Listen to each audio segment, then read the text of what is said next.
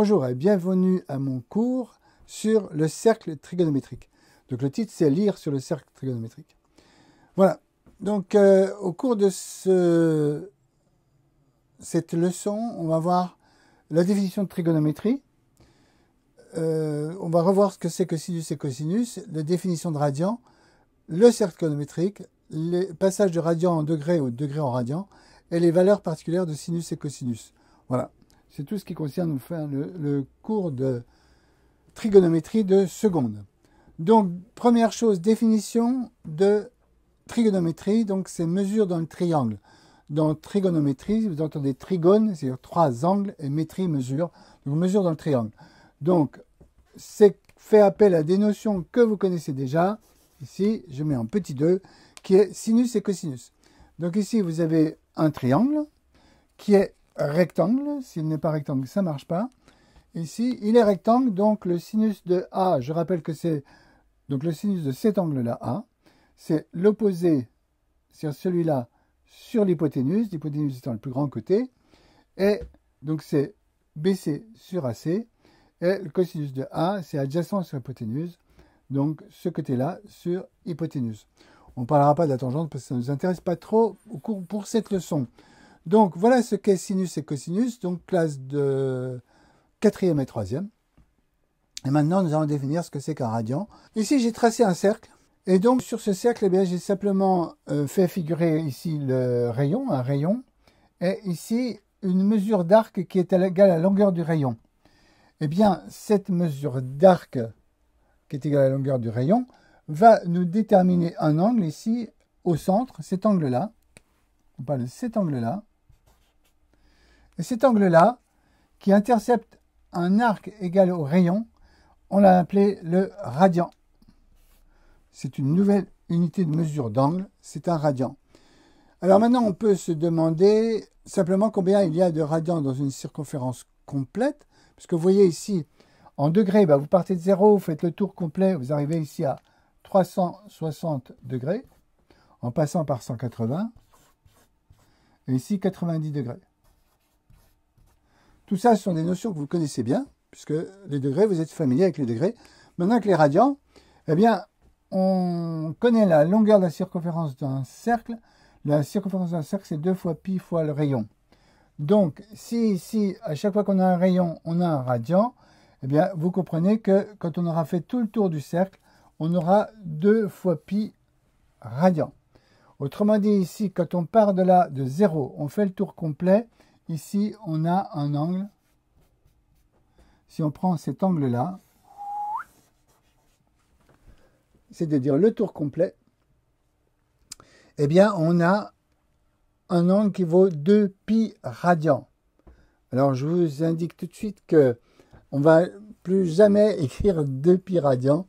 On devrait écrire, vous savez, quand vous écrivez 30 degrés, vous n'écrivez pas 30. Vous pouvez dire que c'est un angle de 30, mais on va dire 30 degrés. Mais ici, on va dire, par exemple, un angle de 2 pi radian. On devrait écrire 2 pi radian, ou 2 pi radian, ou je ne sais pas quoi, mais le symbole. Mais on ne le fait plus. On ne le fait plus. On fait juste, on va dire, un angle de 2 pi. Voilà. C'est juste pour la petite histoire que vous vous y retrouviez. Donc, c'est pour ça que j'ai écrit 2 pi. Donc, maintenant, une fois qu'on a déterminé 2 pi, donc, maintenant qu'on a déterminé 2 pi, bien sûr, ici, on comprend que c'est la moitié, donc que c'est pi radian. Ici, c'est pi sur 2. Ici, c'est pi, donc ça, c'est 3 pi sur 2. Et ici, c'est 2 pi, ou 0. Alors, 2 pi, c'est quand vous faites le tour complet. Et 0, c'est quand vous n'avez pas démarré. Maintenant, je vous indique tout de suite qu'on va faire 0 pi ici. Quelquefois, on va mesurer l'angle. Donc, il y a un sens trigonométrique. Ce sens trigonométrique, donc il y a un sens trigonométrique.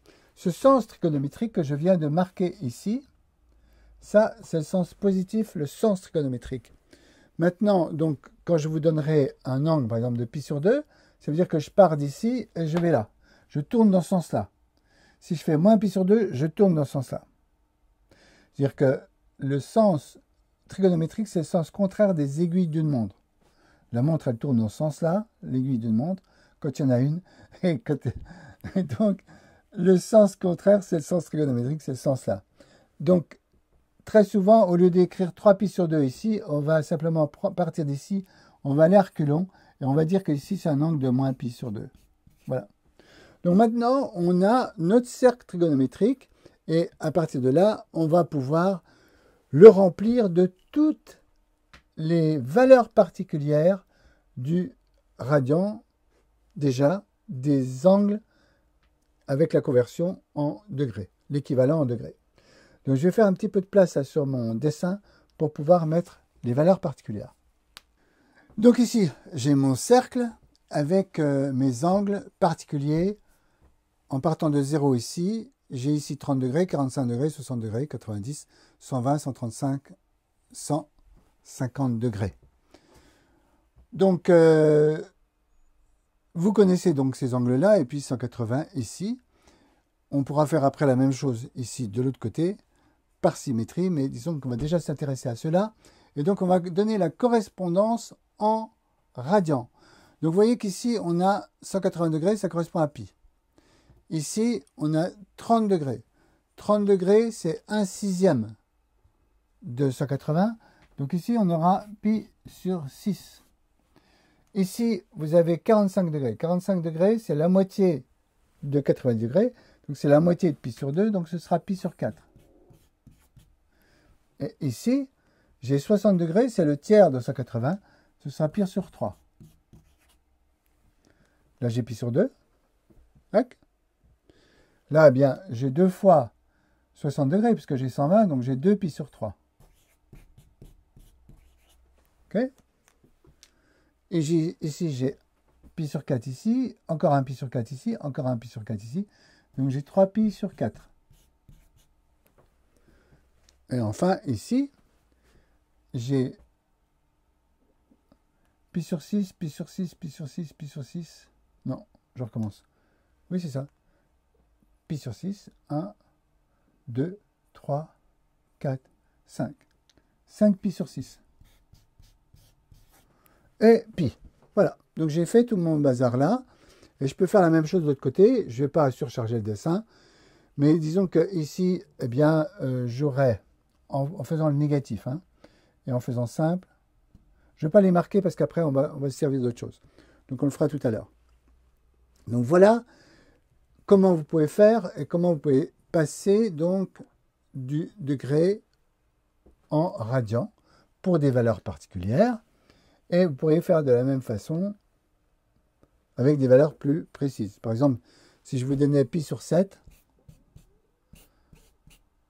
eh bien, vous feriez quoi? Vous feriez, pour l'équivalent en degrés, vous feriez 186 sur 7 sur votre machine. Voilà, tout simplement. Puisque pi, c'est 180. Voilà donc ce qu'il y a à voir avec les radians et les degrés. Et c'est ce qu'on va vous demander de faire. Alors, pourquoi c'est radian? Parce que, tout simplement, ça va être plus facile quand on va compter un nombre de tours. Parce qu'ici, j'ai 2 pi radians. Eh bien, si je fais 2 tours, j'ai 4 pi radians. Si j'y vais 3 tours, j'ai 6 pi radians. D'accord? Donc, on parlera d'angle de 6 pi. Et 6 pi, ce sera égal à 3 tours. Voilà. C'est l'intérêt du radian. OK? Maintenant, il nous reste donc à voir, donc voilà le cercle trigonométrique. Maintenant, on n'a toujours pas parlé de sinus et cosinus. Vous avez remarqué, on est toujours dans les mesures d'angle. On n'est pas encore dans sinus et cosinus. Et c'est là que on rajoute quelque chose d'important, on va dire, à cette leçon. Donc pour ça, je vais revenir ici sur on va dire sur le cosinus. On va partir du cosinus pour faire simple. Et le cosinus, vous avez vu, c'est le côté adjacent sur l'hypoténuse. Maintenant, si je décide, alors je vais vous faire un dessin à part pour ne pas mélanger avec celui-là. Vous remarquez ici que j'ai pris le centre du cercle, j'ai pris un point quelconque ici, M, sur le cercle, et j'ai baissé la perpendiculaire ici. que j'appelle H. D'accord? Donc ici, si je calcule mon cosinus de cet angle-là, on va dire de O,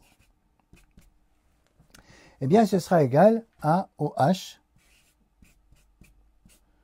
sur OM.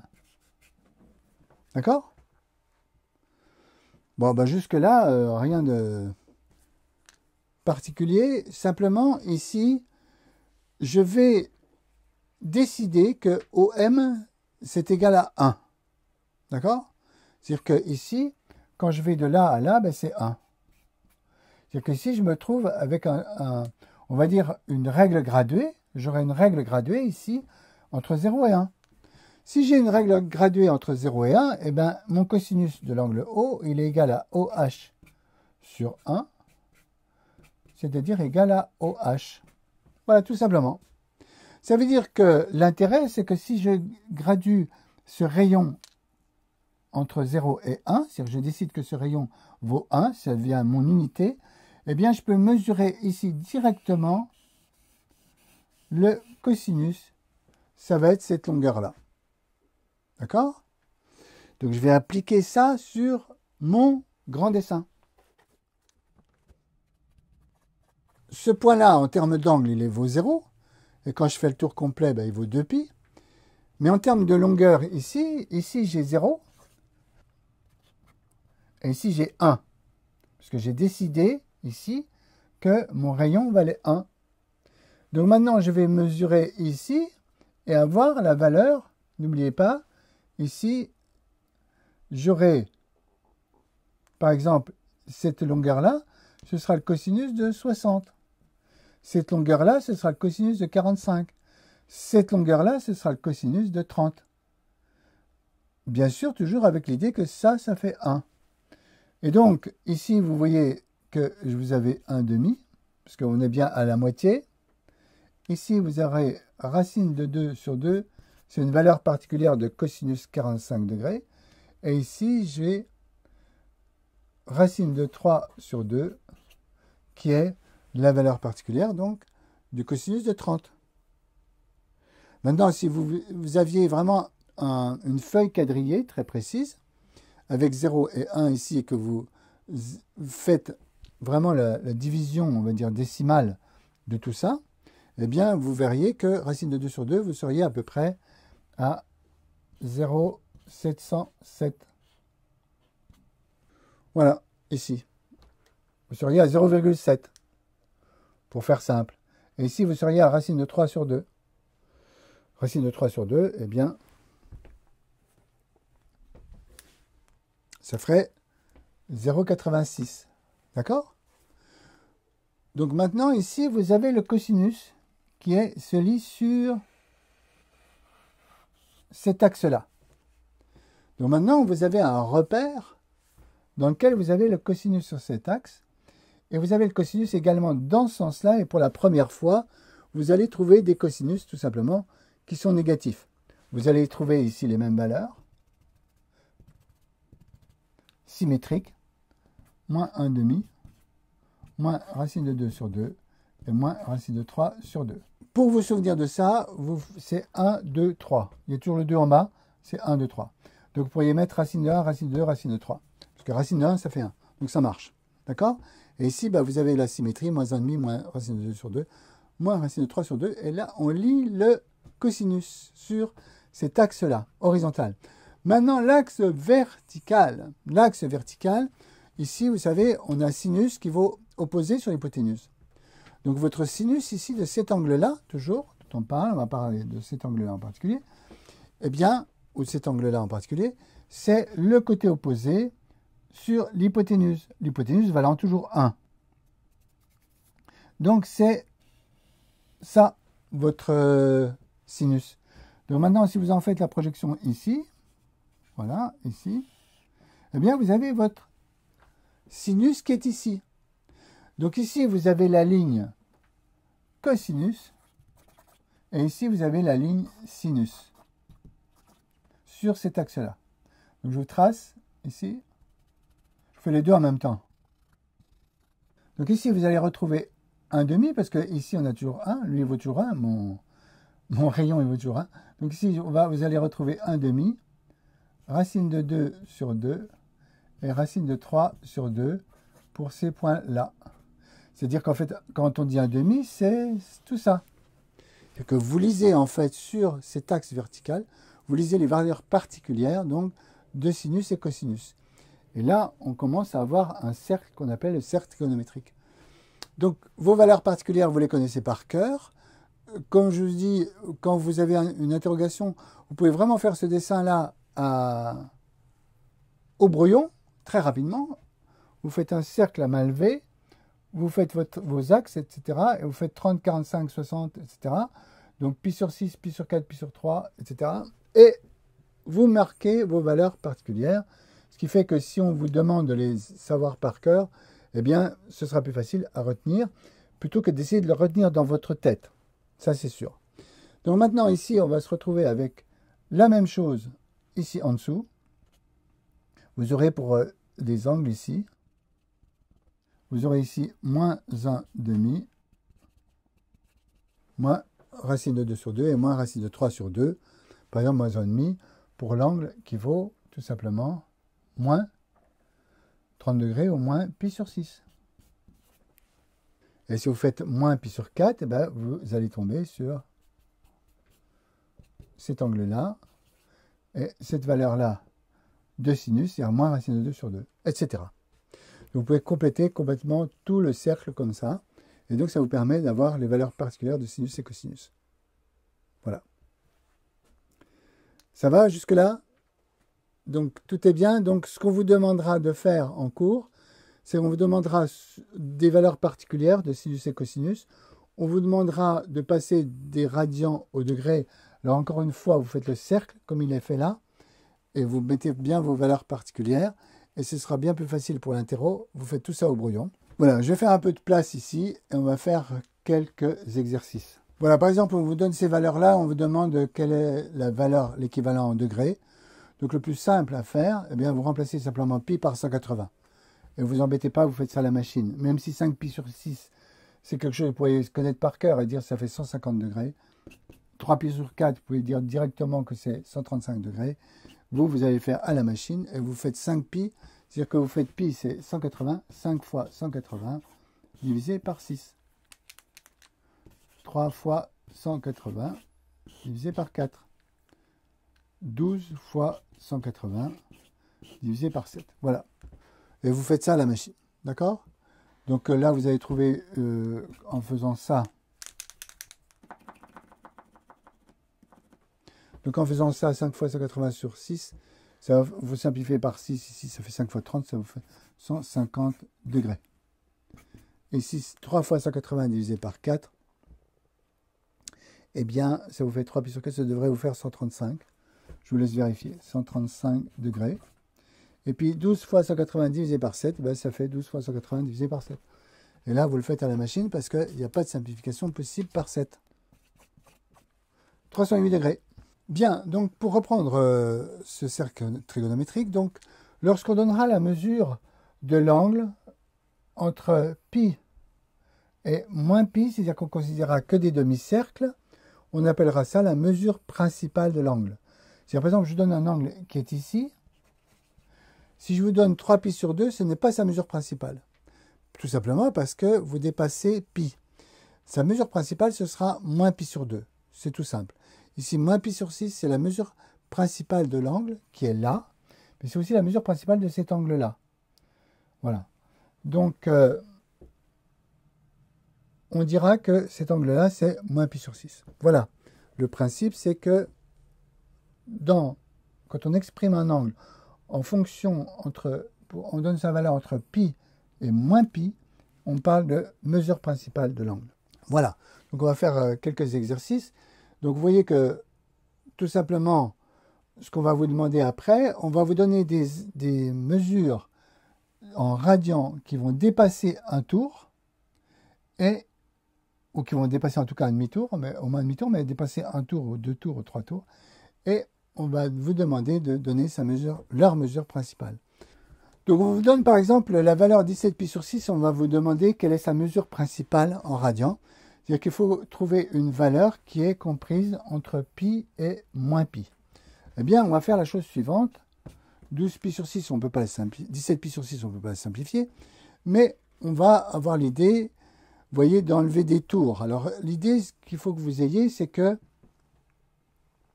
il faut enlever des tours ou des demi-tours. Mais si vous pouvez enlever un tour complet, c'est parfait. Un tour complet, c'est 12 pi sur 6. Parce que 12 pi sur 6, ça fait 2 pi. Et 2 pi, ça fait un tour complet. Vous êtes revenu au point de départ. Donc ça fait 12 pi sur 6 plus 5 pi sur 6. Et donc, votre mesure principale est égale à 5 pi sur 6. Puisque 5 pi sur 6, vous êtes rendu ici. D'accord? Donc vous êtes bien avec une valeur entre 0 et pi. Voilà. On peut prendre un autre exemple. Je vous fais un truc méchant, 175 pi sur 12, c'est horrible. Donc simplement, il faut que vous trouviez des multiples, vous enleviez des 24 douzièmes, parce que 24 douzièmes, ça fait 2 pi. Donc on pourrait le faire de proche en proche.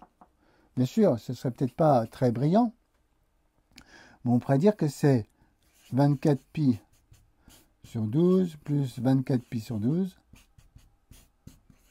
etc. D'accord? Jusqu'à arriver proche de 175. Alors vous allez faire 175 divisé par 24, on va faire ça plus simple, 175 divisé par 24, et ça fait 7.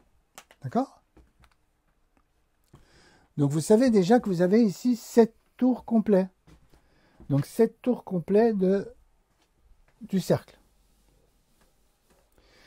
Alors, il faut trouver combien ça fait 7 fois 7 tours complets du cercle. Donc 24. Ce que vous voyez ici, vous voulez 24 douzièmes, un certain nombre de donc fois 7, plus quelque chose.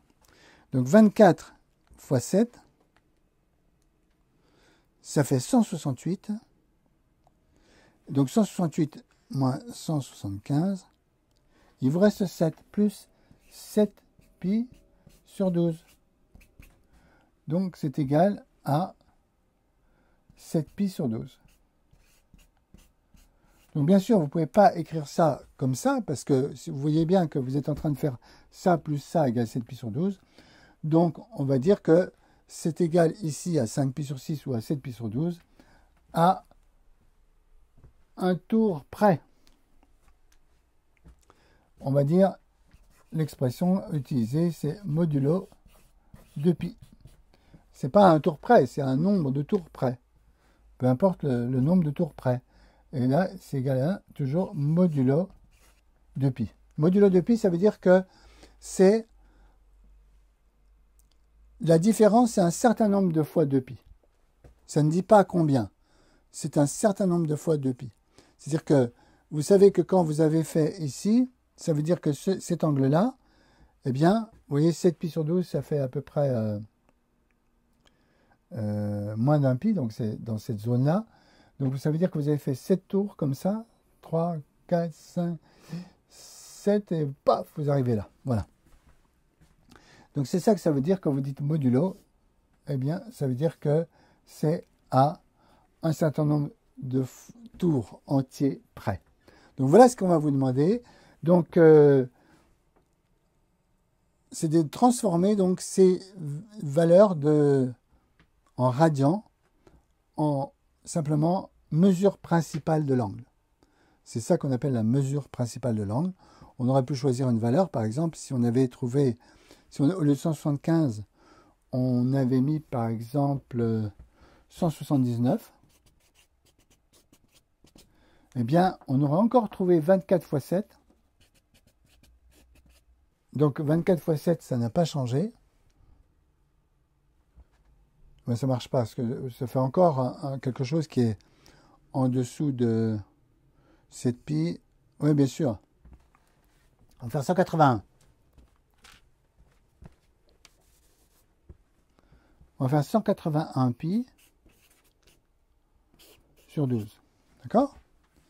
Donc 181 pi sur 12, ça fait 24 fois 7, ça fait 24 fois 7, ça fait 168, moins 181, il en reste 13, plus 13 pi sur 12. D'accord? Mais 13 pi sur 12, vous voyez que vous dépassez 12 pi sur 12, ça fait pi. Donc là, ici, vous avez dépassé. Donc vous avez dépassé, et vous avez dépassé de 1/12e. Ça veut dire que dans le sens inverse, vous êtes à 11/12e. Moins 11/12e, moins 11 pi sur 12, modulo. Parce que, encore une fois, vous allez donner sa mesure principale. Voilà ce qu'on va vous demander. Modulo de pi. Voilà donc ce qu'il en est pour les mesures principales donc des angles, à partir d'angles dont la mesure est bien supérieure à un tour. Voilà comment ça marche. Bien, donc c'est tout pour cette vidéo. J'espère que vous avez bien compris comment on était parti du cercle, de la définition de la trigonométrie pour arriver au cercle trigonométrique et de la mesure des sinus et cosinus ici, en fonction bien sûr des valeurs particulières donc de nos angles, donc vous devez connaître. Et puis après, quand vous avez ici une mesure, eh bien, à la machine, vous pouvez bien sûr calculer le sinus et le cosinus. Je vous remercie de votre attention et je vous dis à très bientôt.